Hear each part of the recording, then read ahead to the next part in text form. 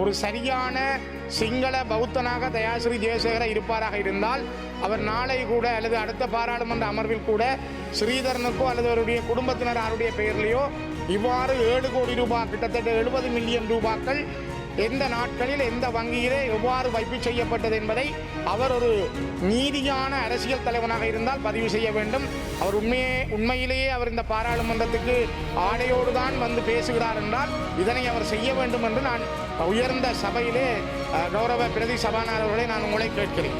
மிக முக்கியமாக இந்த விடயம் தொடர்பிலே 2025 ஜூலை 25ஆம் தேதி நிதி குற்றப்புலனாய்வு பிரிவிலே சஞ்சய் மாவத் என்பவர் சிவில் புத்தி பெறமுன என்கிற சஞ்சய் மாவத் அவர்கள் ஒரு முறைப்பாடு செய்திருந்தார். ஸ்ரீதரன் சொத்துக்கள் வைத்திருக்கிறார், ஸ்ரீதரன் பார் லைசன்ஸ் வைத்திருக்கிறார் என்று சொன்னார். இன்றைக்கு 6 மாதம் முடிந்திருக்கிறது. உங்களுடைய அரசாங்கம் என்ன செய்கிறது? தயவு செய்து 6 மாதங்கள் இந்த நாட்டில் இருக்கிற நிதி குற்றப்புலனாய்வு பிரிவு விசாரணை செய்து ஏன் அறிக்கையை வெளியிட முடியாமல் இருக்கிறது? கௌரவ பிரதி சபாநாயகர்களை யோசித்து பாருங்கள். 6 மாதங்கள் ஒருவர் மீதான குற்றத்தை விசாரிக்க முடியாத அரசாக உங்களுடைய அரசு இருக்கிறது என்றால் இது உங்கள் மீது உள்ள குறை. அதே போல 2025 டிசம்பர் 31ஆம் தேதி இதே சஞ்சய் மாவத் லஞ்ச ஊழல் ஆணைக்குழுவிலே சென்று இந்த முறைப்பாட்டை செய்திருக்கார். இதுவும் இந்த கிழக்கு மாகாணத்தைச் சேர்ந்த ஒரு தமிழ் பாராளுமன்ற உறுப்பினர் ஆத்துகின்ற சிலோன் தமிழ் சிலோன் என்கிற ஒரு இணையதளத்தில் இந்த செய்தி வந்திருக்கிறது. ஆகவே இவற்றை இவ்வளவு நாட்கள் கிட்டத்தட்ட 1 மாதம் கடந்திருக்கிறது சஞ்சய் மாவத் அவர்கள் சொல்லி.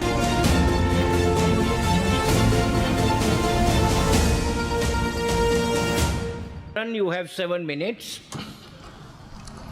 கௌரவ பிரதி சபாநாயகர் அவர்களே, இன்றைய தினம் பல்கலைக்கழகங்களுக்கான சட்டமூலங்கள் தொடர்பான விவாதமாக இருந்தாலும் நேற்றைய தினம் இதே பாராளுமன்றத்திலே கௌரவ தயாசிறி ஜெயசேகர அவர்கள் எனது பெயரை குறிப்பிட்டு என் மீதான சில அவதூறுகளை அவர் தெரிவித்திருந்தார். அது தொடர்பாக நான் இந்த சபையிலே தெரிவிக்க வேண்டிய கடமை எனக்கு இருக்கிறது. தங்களுடைய அனுமதியோடு நான் அதனை பதிவு செய்கிறேன்.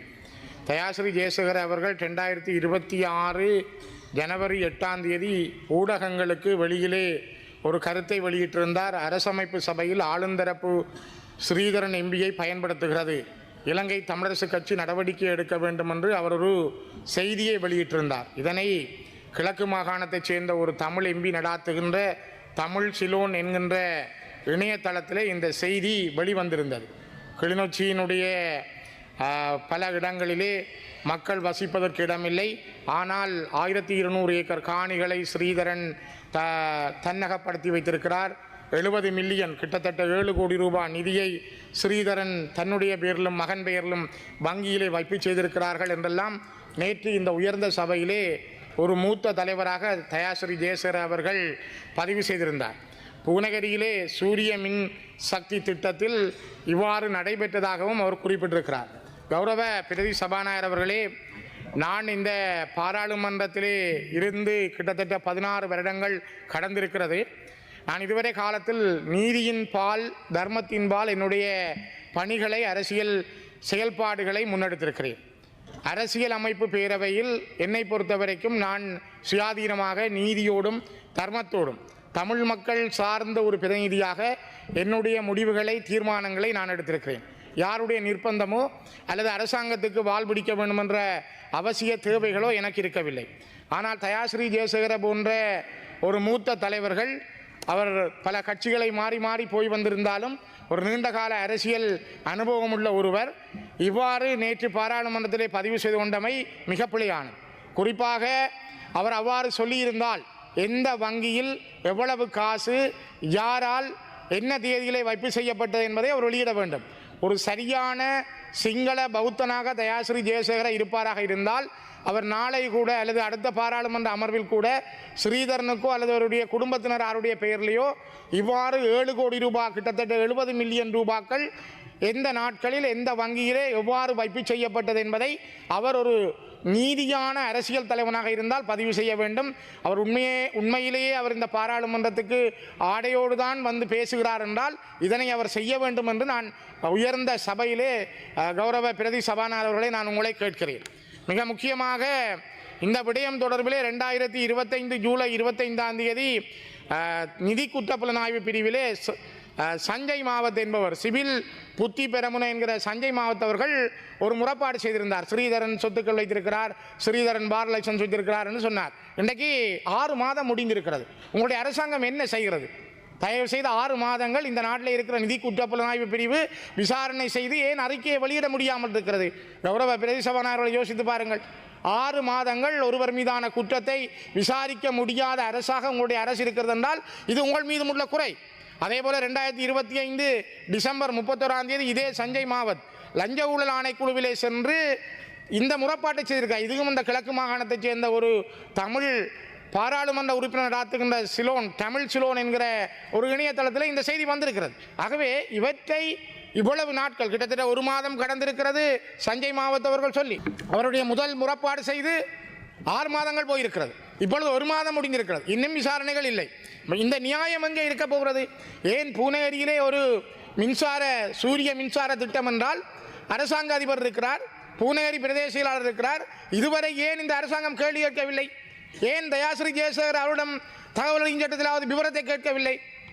ஒரு மூத்த அரசியல் தலைவர் தன்னை ஒரு அரசியல்வாதியாக காட்டிக்கொள்வார். அண்மையிலே அவர் என்னை கேட்டார், தான் ஜனாதிபதி தேர்தலிலே போட்டியிடப் போகிறேன் ஸ்ரீதரன், தமிழ் மக்கள் தனக்கு ஆதரவளிப்பார்களான். நான் அவருக்கு சொன்னேன், உங்களுடைய முகம் அவ்வளோ பெரிய பரிச்சயம் இல்லை, நீங்கள் முதல் தமிழ் மக்களிடம் உடைய முகத்தை பரிச்சயமாக்குங்கள், மார்க்கெட் பண்ணுங்கள் என்று சொன்னேன். அவருக்கு அது பிடிக்கவில்லை. அண்மையிலே கருணி அமரசூரிய அவர்களுக்கு நான் சார்பாக என்பது நியாயமாக அவருக்கு எதிராக கொண்டு வரப்பட்ட பிரேரணைக்கு என்னை கையொப்பம் வைக்குமாறு எதிர்க்கட்சியினர் கேட்டிருந்தார்கள். நான் அதுக்கு வைக்க என்னுடைய கட்சியினரும் விரும்பவில்லை, எங்களுடைய கட்சி தலைவரும் அறிவுறுத்தல் தந்திருந்தால் நாங்கள் வைக்கவில்லை. அதற்காக எதிர்க்கட்சியில் இருந்து எதுவும் பேசலாம், சேறு பூசலாம் என்றால் இது ஒரு மிக மிக மோசமானது. ஆகவே கிவிலோயா திட்டம் என்று ஒன்று வந்து கௌரவ பிரதி சபாநாயகர் அவர்களை இன்று தமிழுடைய நிலங்களை பறிக்கிறது. ஏற்கனவே மணலாறாக இருந்த தம்முடைய நிலம், தமிழர்களுடைய நிலம் இன்று மாற்றப்பட்டிருக்கிறது. அதே இவ்வாறான திட்டங்களுக்கு ஏன் தயாஸ்ரீ ஜெயசேகரவோ சஜித் பிரேமதாசாவோ ஏன் குரல் கொடுக்கவில்லை? தைட்டி விகாரை பற்றி ஏன் அவர் பேசவில்லை? அல்லது ஏன் அவர் திருவோணமலையில் வைத்த புத்த விகாரை பற்றி பேசவில்லை? ஸ்ரீதரன் தமிழ் மக்களுக்கு செய்து விட்டார், துரோகம் செய்து விட்டார் என்று கட்டுகிற தயாஸ்ரீ ஜெயசேகர வடக்கு கிழக்கில் இன்று 2.5 லட்சம் இராணுவம் குவிக்கப்பட்டிருக்கிறது. தமிழ் மக்களுடைய நிலங்கள் விடுவிக்கப்படவில்லை. இன்றைக்கும் தமிழ் மக்கள் அகதிகளாக இருக்கிறார்கள். இன்றைக்கு இராணுவம் சலூன் நடத்துகிறது, இராணுவம் முன்பள்ளி நடத்துகிறது, இராணுவ ஆட்சிதான் திறந்த வெளி சிறைச்சாலையாக யாழ்ப்பாணம் இருக்கிறது. இது பற்றி ஏன் சஜித் பிரேமதாசாவோ அல்லது ஏன் தயாஸ்ரீ ஜெயசேகரோ கதைக்கவில்லை? ஒரு ஸ்ரீதரன் ஏதோ இராணுவத்துக்கு அவர் வாக்களித்து விட்டார் என்று சொல்கிறார்கள். நான் கேட்கிறேன், இதே விடயத்தை நான் கட்சியினுடைய தலைவராக 2024 ஆண்டு ஜனவரி 21 இலங்கையிலே இலங்கை தமிழரசு கட்சியின் வரலாற்று முதல் நடந்த ஜனநாயக முறை தேர்தலில் தலைவராக தெரிவு செய்யப்பட்டேன். நான் நினைக்கிறேன் இலங்கையில் எந்த கட்சியும் இவ்வாறு ஜனநாயக தேர்தல் நடத்தி தெரிவு செய்யப்பட்டதில்லை. நான் அவ்வாறு தெரிவு செய்யப்பட்டேன். தெரிவு செய்யப்பட்ட அடுத்த நாள் ஜனவரி 24 2024 ஆண்டு டிபிஎஸ் ஜெயராஜ் அவர்கள் எழுதுகிறார், is the new ITAK leader Sritharan promoting separatism in seat of federalism. DBS Jeyaraj கனடாவில் இருக்கிறார். அவர் எழுதுகிறார், ஸ்ரீதரன் பிரிவினைவாதி, அவர் தலைவராக வந்திருக்கிறார், இந்த நாட்டில் இருக்கிற பெடரலிசம் ஊடாக அவர் பிரிவினையை கோருகிறார். சிங்கள மக்களிடம் என்னை ஒரு பிரிவினைவாதியாக காட்ட இவர்கள் முனைகிறார்கள், தமிழ் மக்களிடம் இவர் ஏதோ இராணுவத்துக்கு ஆதரவானவரன் போல காட்டுகிறார்கள். தயவு செய்து சபாநாயகர் அவர்களே, நான் யாருக்குரிய ஆள் அப்படி என்றார்? நான் சிங்கள மக்களிடம் எதிரி, தமிழ் மக்களிடம் எதிரி. இதுக்கு பின்னால் இருக்கிற நிகழ்ச்சி நிரல் என்ன? தயாஸ்ரீ ஜெயசேகர சொல்வது என்ன? சாமர சம்பத் சொல்வது என்ன? என் மீது 2011 ஆண்டு பங்குனி மாதம் அனுராதபுரம் உடுக்குளம் பகுதியிலே வைத்து கோட்டபாய ராஜபக்ச தன்னுடைய இராணுவ குழுவை வைத்து என் மீது சூடு நடத்தினார். நான் மயிரிழையிலே உயிர் தப்பி இருந்தேன். அதே போல 2013 ஆண்டு ஜனவரி மாதம் என்னுடைய காரியாலயத்துக்குள் குண்டுகள் கொண்டு வைத்து 100க்கும் மேற்பட்ட இராணுவம், போலீசார், அப்பொழுது இருந்த இராணுவ ஒட்டுக்குழுவாக இருந்த முன்னாள் எம்பி சந்திரகுமார் உட்பட என்னுடைய காரியாலயத்தை சுற்றி வளைத்து என்னுடைய செயலாளராக இருந்தவரையும் இப்பொழுது இருக்கிற சேர்மன் தவிசாளர் வேளமாலிதன் அவர்களையும் கைது செய்து 13 மாதங்கள் சிறையிலே அடைத்து வைத்திருந்தார்கள். யார் இதை பற்றி பேசினார்கள்?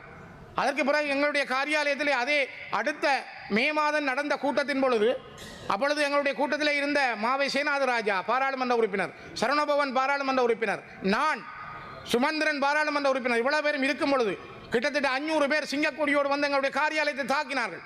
அப்பொழுது ஏன் தயாஸ்ரீ ஜெயசேகர கதைக்க இல்லை? அப்பொழுது ஏன் சாமர சம்பத் கதைக்க இல்லை? அப்பொழுது ஏன் இந்த அம்பிகா சத்குநாதன் கதைக்க இல்லை? ஏன் அப்பொழுது இந்த சுரேஷ் பிரேமச்சந்திரன் கதைக்க இல்லை? இப்பொழுது ஏன் ஸ்ரீதரன் மீது இவர்கள் எல்லாம் பஞ்சம் பார்க்கிறார்கள்? ஏன் இவர்கள் ஸ்ரீதரன் மீது இப்பொழுது பாய வேண்டிய தேவை என்ன? இவர்களுக்கு எல்லாருக்கும் தேவை ஏதோ ஒரு வகையில் ஸ்ரீதரனை அரசியலில் இருந்து அனுப்ப வேண்டும் என்று கொஞ்சம் பேர் நினைக்கிறார்கள். அதே போல எங்களுடைய கட்சியிலும் சில பேர் நிற்கிறார்கள். பழி வாங்கி அவரை ஏதோ ஒரு குற்றம் சொல்லி வெளியிலே விட்டு அந்த பதவியை தாங்கள் பிடித்துக் கொள்ள அவர்கள் நினைக்கிறார்கள். ஆனால் அது ஒரு பகல் கனவாக இருக்கும். என்னுடைய மக்கள் ஒரு நிமிஷம், என்னுடைய மக்கள் மிக தெளிவாக இருக்கிறார்கள். நான் இந்த உயர்ந்த சபையினூடாக கௌரவ பிரதி சபாநாயகர்களே, நான் ஒன்று உண்மையை சொல்ல விரும்புகிறேன். எனது மக்களுக்கான செய்தியை, எனது மக்களுக்கான பணியை நான் மிகவும் நேர்த்தியோடு செய்திருக்கிறேன். இப்பொழுதும் நான் தெளிவாக சொல்லுகிறேன்.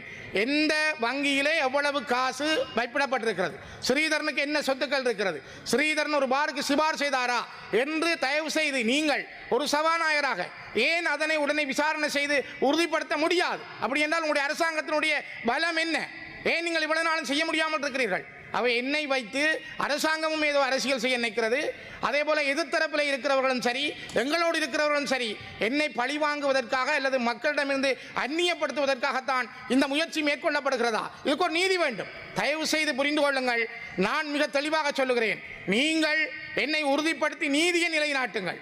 இன்று 6 மாதமாக இருக்கிறது சஞ்சய் மாவத் சொல்லி, அதுக்கு பிறகு முறைப்பாடு செய்து 1 மாதம் முடிந்திருக்கிறது. இந்த சபையிலே நேற்று மிகப்பெரிய பொய்களை ஒரு மூத்த அரசியல்வாதியான தயாஸ்ரீ ஜெயசேகர சொல்லி இருக்கிறார். இவர்கள் சபை உறுதிப்படுத்தக் கூடாது. ஆகவேதான் தயவு செய்து பிரதி சபாநாயகர்களே, உண்மையை வெளிப்படையாக உடனே கொண்டு வாருங்கள் என்பதை பகிரங்கமாக இந்த சபையினூடாக வேண்டுகிறேன்.